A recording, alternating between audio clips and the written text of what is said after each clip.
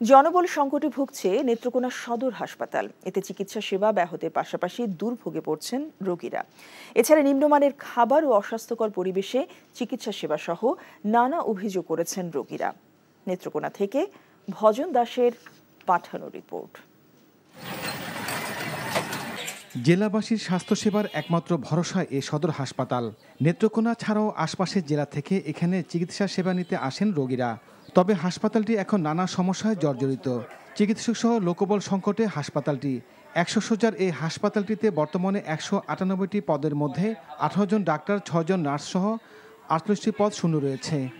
এইসব পদ শূন্য থাকায় প্রতিদিন চিকিৎসা নিতে আসা কয়েক হাজার রোগী পড়ছেন দুর্ভোগে। এছাড়া হাসপাতালে নোংরা পরিবেশ ও নিম্নমানের খাবার বিতরণের অভিযোগ রয়েছে।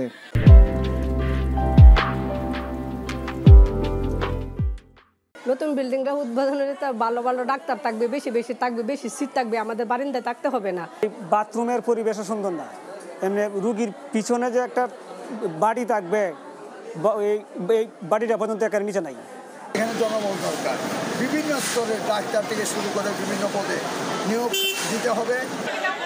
অভিযোগ স্বীকার করে হাসপাতালটির ভারপ্রাপ্ত তত্ত্বাবধায়ক কর্মকর্তা জানান, জনবল নিয়োগ দিতে মন্ত্রণালয়ে চাহিদাপত্র পাঠানো হয়েছে। অবকাঠামোর কারণে আমাদের কাঙ্ক্ষিত সেবাটা আমরা দিতে পারতেছি। যদি বলি আমাদের ডাক্তারের সংখ্যা যে যতখানি 43 জন ডাক্তার পদ আছে, এখানে 18টি পদে শূন্য আছে। এখানে অনেক কনসালটেন্ট পদে শূন্য আছে। আর নার্সের সংখ্যা মোটামুটি পর্যাপ্ত আছে, কিন্তু তৃতীয় শ্রেণী অনেক কম। যেমন টিকিট কাউন্টার থেকে শুরু করে আমাদের ওয়ার্ড মাস্টার, এসব পদ খুব গুরুত্বপূর্ণ পদগুলো কিন্তু একেবারেই খালি। দ্রুত চিকিৎসক সহ অন্যান্য পদে নিয়োগ দেওয়া সহ জনবল সংকটের সমাধান চান জেলাবাসী। NTV news desk.